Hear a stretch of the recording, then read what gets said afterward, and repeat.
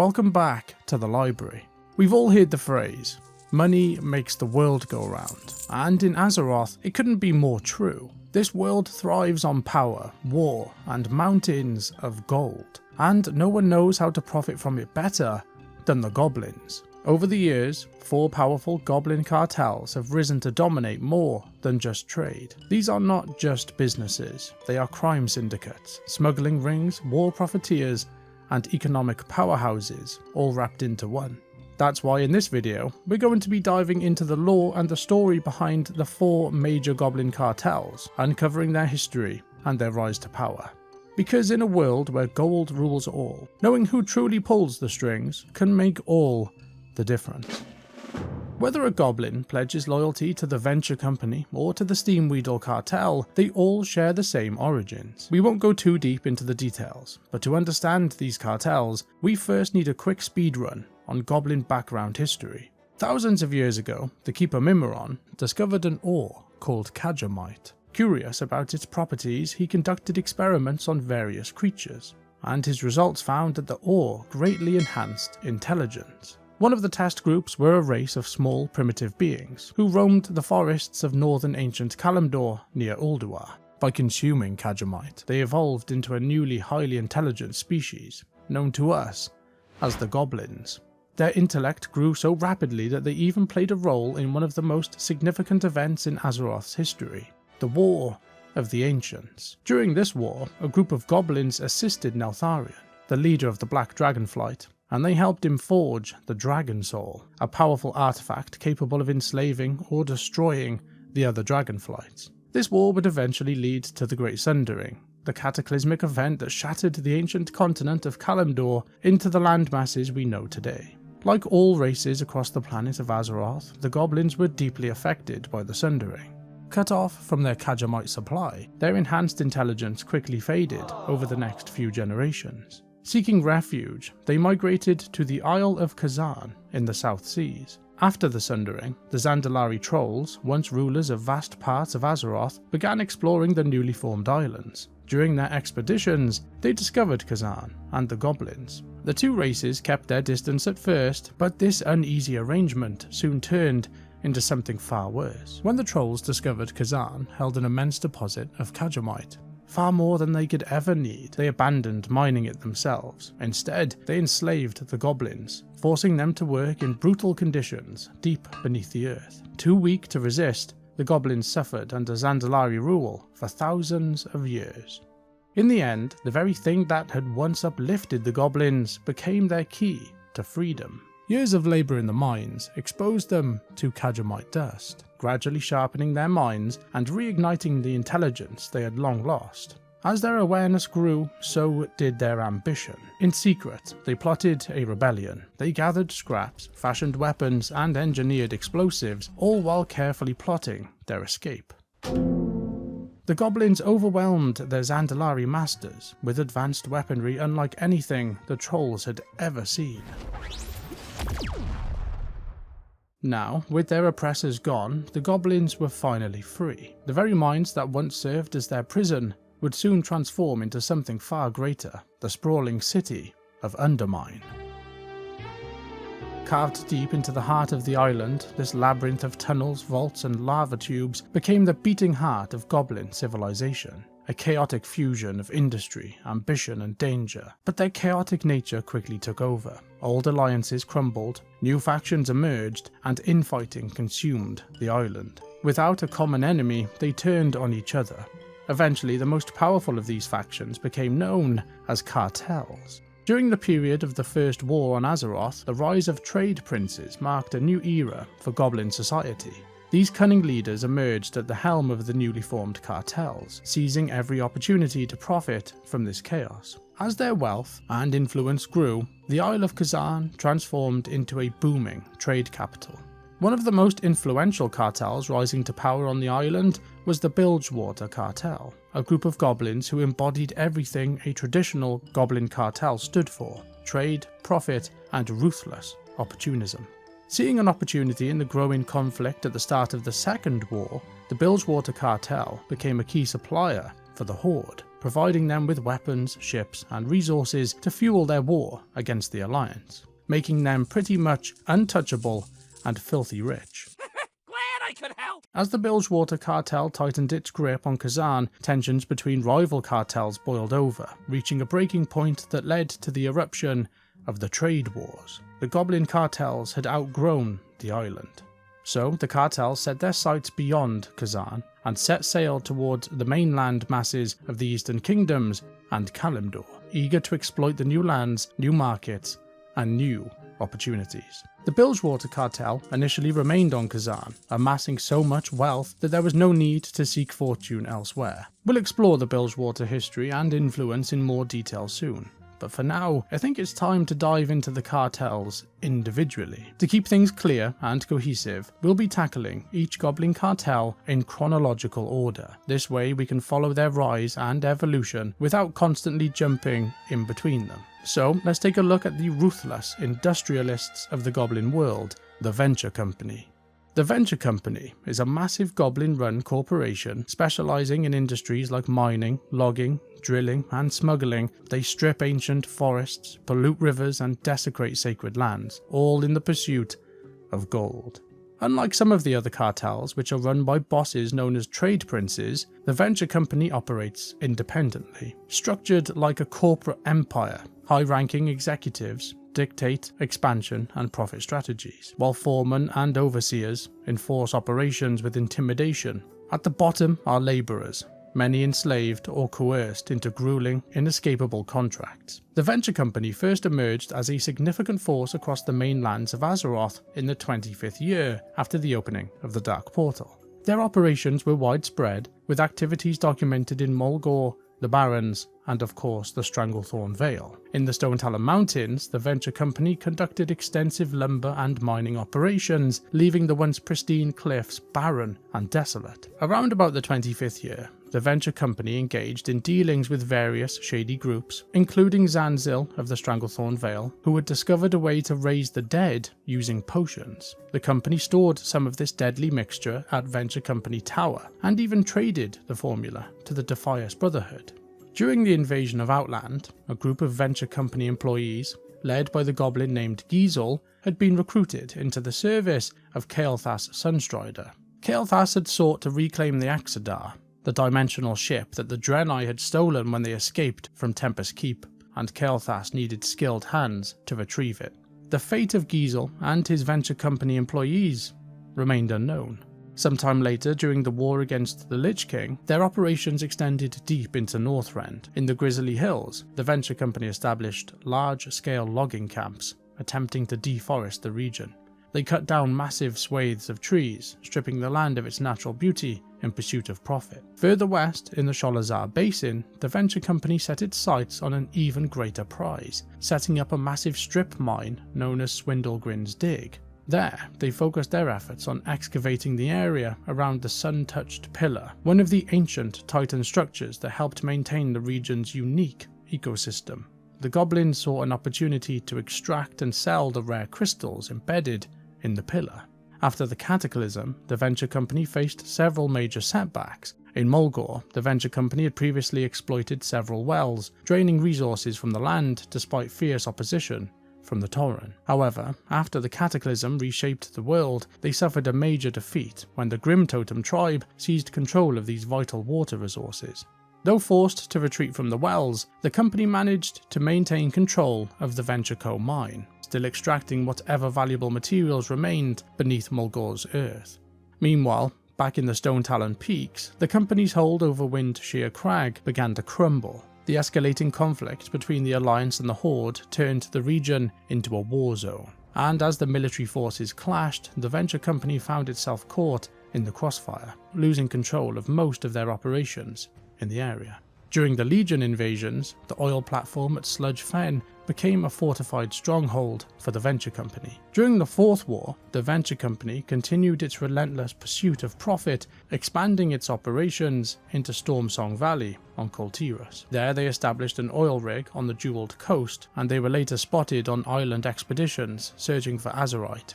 The company's involvement in azurite refining led them into an uneasy alliance with a rival cartel, the Bilgewater Cartel. However, Mogul Razdunk, the leader of the venture company, betrayed the deal, backing out at the last moment. This act of treachery did not sit well with the trade prince of the Bilgewater Cartel, the infamous goblin known as Jaster Gallywix, who then vowed to take revenge on the company and reclaim what was owed. Beyond breaking alliances, the venture company also turned to outright theft. They launched an attack on the Blackrock Depths, stealing the legendary weapon Ironfoe, starting a war with the Dark Iron Dwarfs, and, by extension, the Alliance. Sometime later, the venture company set its sights on the home island of Kezan. The leader, Razdunk, expanded his ambitions, overseeing massive excavation sites in search of Azerite. He was denied the title of Trade Prince, but he saw an opportunity to elevate himself by becoming Azeroth's foremost Azerite Baron, believing that this newfound wealth would bring him ultimate power and recognition. However, his greed had made him too many enemies. After betraying the Horde and stealing from the Alliance, adventurers from both factions united to put an end to him. Their pursuit led them to the Motherlode, a massive industrial complex controlled by the venture company. There, they finally confronted Razdunk and killed him, bringing his ambitions to a permanent end.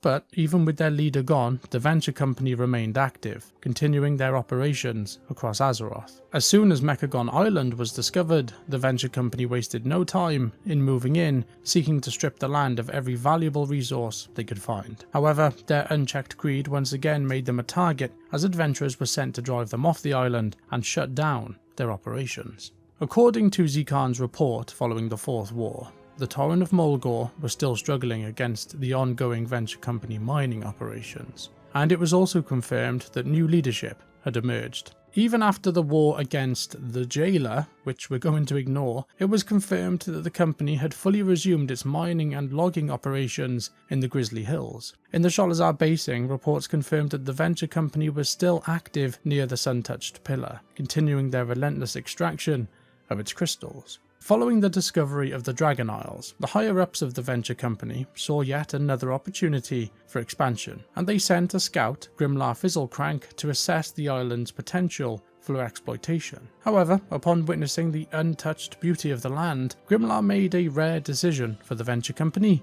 not this time. But despite this uncharacteristic restraint, some venture company scavengers still found their way to the Forbidden Reach. After the events on the Dragon Isles, we find ourselves once again caught up with the story of the venture company. Later on in this video, in our chapter Catching Up with the Cartels, we'll revisit the venture company's latest schemes and operations during the events of the War Within. But for now, let's move on to our next cartel, the Steamwheedle. The Steamwheedle Cartel stands as one of the largest and most influential Goblin Cartels in Azeroth. Unlike many of its rivals, it operates as a neutral powerhouse, controlling key cities and trade hubs across the world. The Steamwheedle Cartel was originally led by trade prince Steamwheedle, who played a pivotal role in expanding Goblin influence into the Eastern Kingdoms. Prior to the First War, the cartel seized a small human port town that had been overrun by trolls. The Goblins drove them out and then claimed control of the cove and the surrounding shores. This once forgotten settlement would soon become one of the most important trading hubs in Azeroth, Booty Bay. During the First War, the Goblins of the Steamwheedle Cartel watched as the Old Horde arrived and launched its conquest over Stormwind. Sensing an opportunity, Trade Prince Steamwheedle allied with Orgrim Doomhammer's Horde, offering his cartel services for the right price. The Steamwheedle Cartel would then go on to oversee the construction of the Horde's fleet and supplying them with alchemists, sappers, and zeppelins. However, as the war came to an end, the Goblins of the Steamwheedle Cartel came to a critical realization. Choosing sides was bad for business. Instead, they embraced neutrality. Leaving Booty Bay behind, they set sail for Kalimdor, and in the scorching desert of Tanaris, they built their new capital city, Karazhan, transforming an unforgiving wasteland into a thriving trade hub. Further north, in the Northern Barrens, they established Ratchet, a bustling port that quickly became a key centre for trade, offering goods and services to anyone with coin, regardless of faction. Not stopping there, they travelled further north to Winterspring, where they built Everlook, ensuring that their presence could be found in even the most remote corners of the world. When it comes to leadership, the Steamwheedle Cartel's history is a bit of a mystery. We know it was originally led by Trade Prince Steamwheedle, but his fate after the early wars on Azeroth remains unknown. Over time, however, a new face emerged to take the reins. Marin Noggenfogger, the eccentric Baron of Gadgetzan and the creator of the legendary Noggenfogger elixir. Noggenfogger rose through the ranks to become the Trade Prince, and he remains in active control to this day. Alongside their shady business dealings, the Steamwheedle Cartel continued to expand into the transportation industry, playing a crucial role in helping the Horde construct and operate their Zeppelin towers. But their next venture took them into a far more brutal business. In the 26th year after the opening of the Dark Portal, the invasion of Outland drew the world's attention beyond Azeroth, and the Goblins of the Steamwheedle Cartel were no exception. Seizing this opportunity, they set up the Steamwheedle Fighting Circuit, a venture into the world of gladiator combat. Upon their arrival in Outland, the Goblins quickly took control of the Ring of Trials in Nagrand and the Circle of Blood in the Blade's Edge Mountains, transforming these arenas into hubs of blood sport. The venture proved to be a massive success. With the surge in popularity, the Steamwheedle Cartel expanded their operations even further. During the war against the Lich King, they brought the fight circuit to new territories, managing the Circle of Wills arena in the underbelly beneath Dalaran and overseeing matches in the Ring of Valor in Orgrimmar. By the time of the Cataclysm, the Steamwheedle Cartel had expanded its reach even further, establishing new footholds across Azeroth. They founded Fuselight in the Badlands, a bustling hub of trade and engineering, Bogpaddle in the Swamp of Sorrows, known for its shady deals and eccentric merchants, and an unnamed goblin resort nestled in the tranquil steam pools, catering to travellers seeking a taste of luxury. Sometime later, in the Spires of Iraq, the Steamwheedle Goblins established two new outposts, Pinchwhistle Gearworks and Pinchwhistle Point. But their venture took a dangerous turn when Pinchwhistle Point was overrun by an invasion of deadly fungal spores, which transformed its citizens into zombified victims. Now, the entire time we've been speaking about the Steamwheedle Cartel, we've spoken about neutrality, and in more recent times this has been a little bit of a loose term. The Steamwheedle Cartel secretly supported the Horde during the Fourth War, using the city of Ratchet as a hub to funnel supplies to their war effort. During the height of the war, Monty Gaslow and his crew of grease monkeys took an active role in the Horde's campaign on Mechagon Island, where Gaslow was even referred to as a member of the Horde, a story we will come on to in a few minutes. But before we do that, let's take a moment to explore the next cartel on our list, the newly formed Blackwater Cartel.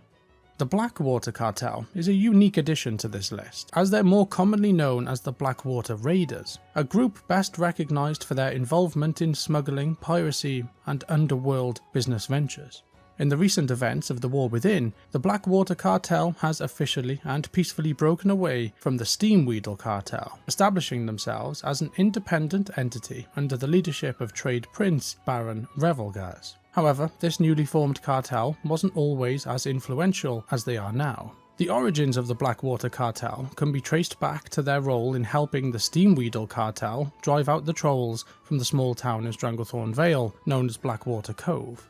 After the successful raid, the Blackwater Raiders established a presence in the newly formed Booty Bay, quickly earning a reputation as pirates, thieves, and warriors. While the Steamwheedle Cartel focused on expanding their influence across Azeroth in pursuit of new opportunities, the Blackwater Raiders remained anchored in Booty Bay. However, this decision to stay rooted in Stranglethorn Vale would soon draw them into a series of challenges and conflicts of their own. The Raiders also faced ongoing conflicts with the native troll factions in the Stranglethorn Vale, prompting them to hire adventurers to deal with these threats and secure their operations throughout the region. The Steamwheedle Cartel and the Blackwater Raiders also faced competition from the Venture Company, as ongoing rivalries led to a series of operations targeting Venture Company-controlled sites. But despite skirmishes with other goblins, one of the greatest threats to the Blackwater Raiders came from a rival pirate crew that also prowled the shores of the Stranglethorn Vale, the Bloodsail Buccaneers. Tensions between the two factions quickly escalated as they clashed over territory, loot, and control over trade routes. It escalated when it was discovered that the Buccaneers were plotting an attack on Booty Bay. This led to a series of preemptive strikes targeting key Bloodsail leaders and launching counter-offensives to protect the port town. A few years later, the simmering tensions between the raiders and the Bloodsail buccaneers erupted into outright conflict. The Brashtide crew, former members of the Blackwater Raiders, defected and joined the ranks of the Bloodsail Buccaneers. This betrayal led to a massive assault on Booty Bay as the Bloodsail Buccaneers launched an all-out attack against their rivals. Though the fighting did eventually come to an end, Booty Bay was left forever changed, with neither side emerging as the clear victor. Over time, the Blackwater Raiders gradually distanced themselves from their association with the Steamwheedle Cartel. Now, during the events of the War Within, they have officially established themselves as a full Goblin Cartel, led by their own trade prince, Baron Revelgars. Alright, so we've covered the Venture Company, which is more like a business empire than a real cartel. Then there's the Blackwater Raiders, the pirates of the South Seas who finally got big enough to call themselves their own cartel. And of course, there's the Steamwheedle Cartel, pretty much exactly what you'd expect from a Goblin Cartel. But that leaves one last group to cover, and these guys are the very definition of what it means to be a Goblin Cartel. Known for their explosive ingenuity, cutthroat tactics, and relentless pursuit of profit, the Bilgewater Cartel have carved out a legacy as the most notorious Goblin Cartel in Azeroth's history. As events unfolded across Azeroth, the wars, the invasion of Outland, the battle against the Lich King, the goblins of the Bilgewater Cartel, led by Trade Prince Maldi, remained on their homeland of Kezan in the South Seas. However, their organisation would soon face a major upheaval in the years leading up to the Cataclysm, when a goblin driven by insatiable greed rose through the ranks and challenged the authority of Trade Prince Maldi.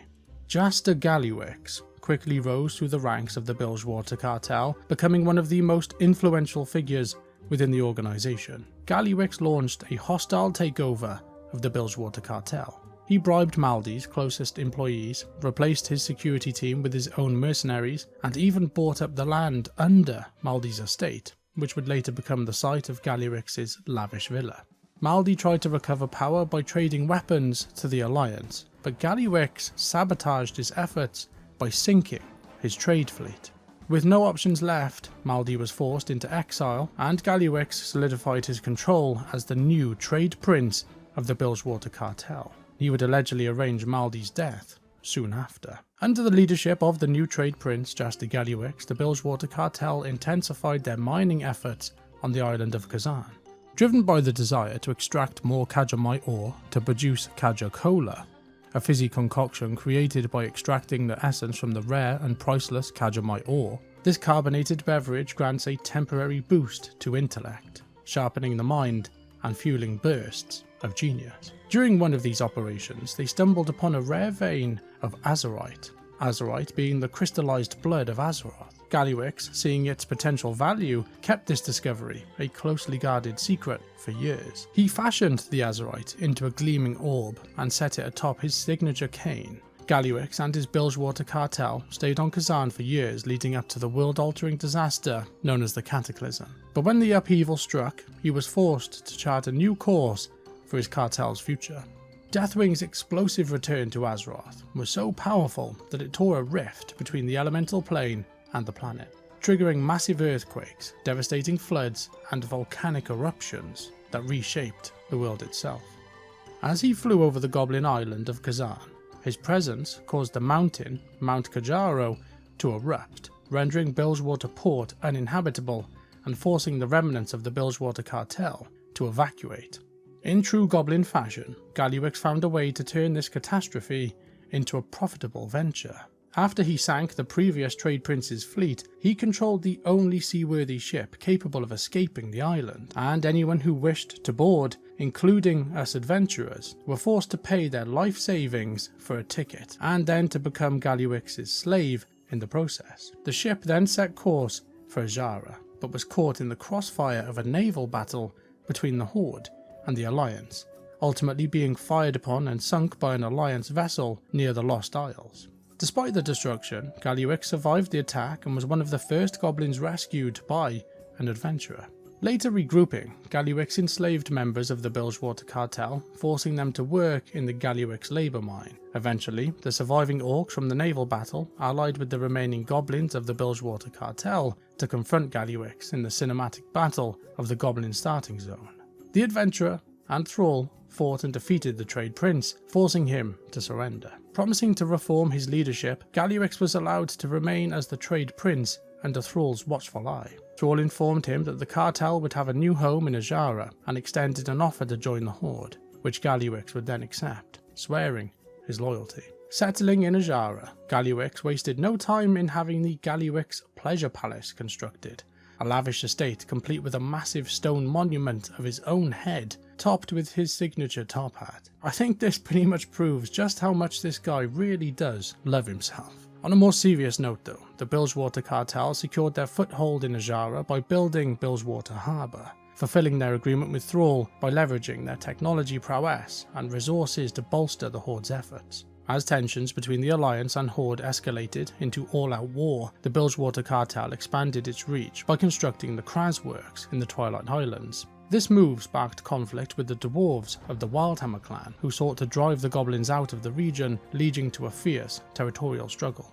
Sometime later, during the fall of Northwatch Hold, the Bilgewater Cartel played a role in the aftermath, as tensions rose among Horde commanders over Garrosh Hellscream's tactics, and the Bilgewater Cartel would later take part in the attack on Theramore Isle, leading to its total destruction. Following the discovery of Pandaria, Gallywix sent an army of goblins to support Garrosh's campaign. As the conflict on Pandaria escalated, Gallywix launched the Plunder Squad initiative to hunt for powerful artifacts across the island. Later, during the Dark Heart of Pandaria excavation, the Bilgewater Cartel assisted the Horde in retrieving the heart of Yasharaj. However, after being shortchanged for their work, some members of the cartel defected to the Darkspear Rebellion. Despite this, other members of the cartel remained loyal to Garrosh, aiding the true Horde with their expertise in explosives and engineering. Sometime later, after Garrosh's ultimate defeat, Gallywix publicly supported the decision to appoint Vol'jin as war chief of the Horde, ensuring the Bilgewater Cartel remained aligned with the new leadership.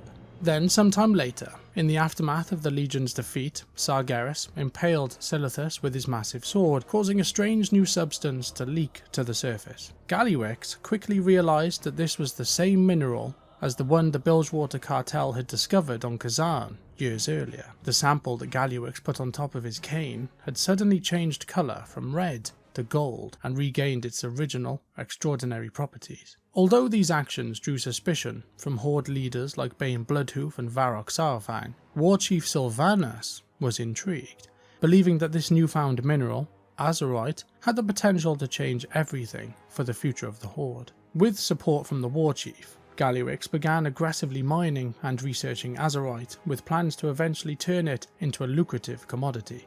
Later, the Bilgewater Cartel played a key role in battles such as the War of the Thorns and the Battle for Lordaeron. As the Fourth War unfolded, the cartel established the Bilgewater Bonanza over a massive Azerite deposit in Zuldazar. Gallywix himself led the Horde's expedition into Drustvar on Koltiras to exploit Azerite veins beneath the region, leading to the creation of Krazelfraz Outpost. Toward the end of the Fourth War, the Horde was split between Varrock Saurfang's revolutionaries and Sylvanas Windrunner's loyalists, with Gallywix siding with Sylvanas. Following Varrock's challenge to Sylvanas in a Mak Gorar, which ended in his death, and Sylvanas' departure from the Horde, Gallywix's fate took an unexpected turn. In the aftermath, Thrall and the other leaders discovered that Gallywix had abandoned both the Horde and the Bilgewater Cartel and had disappeared into the shadows. With no war chief and a new Horde council forming, Thrall turned to Monty Gazlo, Steamwheedle Cartel member and leader of the small town Ratchet. He agreed to take over leadership of the Bilgewater Cartel and steer it into a new era.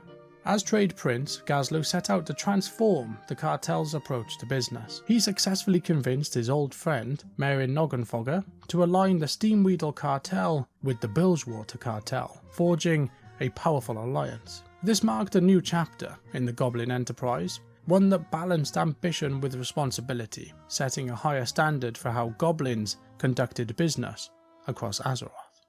So, now that we've recounted the history of the goblins and their 4 major cartels, from their rise to power during the First and Second Wars to their exploits throughout Azeroth's history, in the next chapter, we'll explore what these cartels are currently up to during the events of the War Within and beyond. Let's kick things off with the Venture Company, and naturally, they've made their way onto the island of Kazalgar, thanks in part to their new leader, Chairwoman Nikki the Fixer. The company has been busy expanding their operations, even tunnelling from Undermine to Azj-Kahet, where they established a foothold in Marl. Widow Arachni even hired their insurgents to assist in a conspiracy against Queen Anshurak. Their ruthless tactics continued with the Cinderbrew Meadery. After the Meadery was destroyed, the owner, Wen Brandt, grew impatient waiting for repairs and accepted an offer from the Venture Company to restructure the business. But this wasn't an offer, it was just a cover for a hostile takeover, and Goldie Barrenbottom took charge of the Meadery. Under her leadership, they ramped up production at the cost of quality and caged all the bees, causing them to become more aggressive. Desperate to reclaim his honest business, when Brandt called upon adventurers to help drive out the Venture Company and defeat Goldie Barrenbottom. Recently, the Venture Company has now returned to Undermine, the subterranean capital city of the Goblins, which is hidden deep in the bowels of Mount Kajaro on the island of Kezan. True to form, they're back at their usual schemes, driven by a desire to maximise their profit margins at any cost. Moving on, while details about the Blackwater Cartel and the Steamwheedle Cartel remain scarce, it's confirmed that both cartels have also made their journey back to Undermine, suggesting they're biding time and manoeuvring behind the scenes, waiting for their next big opportunity. The Bilgewater Cartel, however, has played a more prominent role in the events unfolding on Kazalgar. As part of the Horde forces led by Thrall, they were actively involved in the fight against Xalatath. Led by Skagit, the Bilgewater Grease Monkeys joined forces with the Hallowfall Arathi and Awakened Earthen to investigate the mysteries surrounding the Siren Isle, and meanwhile, Trade Prince Gazlo teamed up with Orwena and adventurers to uncover the truth behind events taking place at Opportunity Point within the Ringing Deeps. It was there that they made a shocking discovery. The missing ex-Trade Prince, Jaster Galluix, has returned and was the mastermind behind the unfolding chaos. Now, we won't be diving into the details of what happens next as we join Gazlo on the journey to Undermine to uncover what Galluix has been plotting. For now, all you need to know is this. I think we can count on the Bilgewater, Blackwater and the Steamwheedle Cartels to play their part. But when it comes to the Venture Company, let's just say they're not exactly the kind of goblins you want to put your trust in. And that wraps up the wild and chaotic history of the 4 major Goblin Cartels. From the ruthless industrialists of the Venture Company to the cutthroat pirates of the Blackwater Cartel, the globe-spanning merchants of the Steamwheedle Cartel, and finally the ambitious masterminds of the Bilgewater Cartel. Throughout Azeroth's history, these cartels have shaped events, manipulated economies, and always found a way to profit from the chaos, whether it's through shady deals, piracy, or sheer ingenuity. They may not be the heroes, but they've certainly left their mark on the world and got filthy rich doing so. And I think we can say their story is far from finished.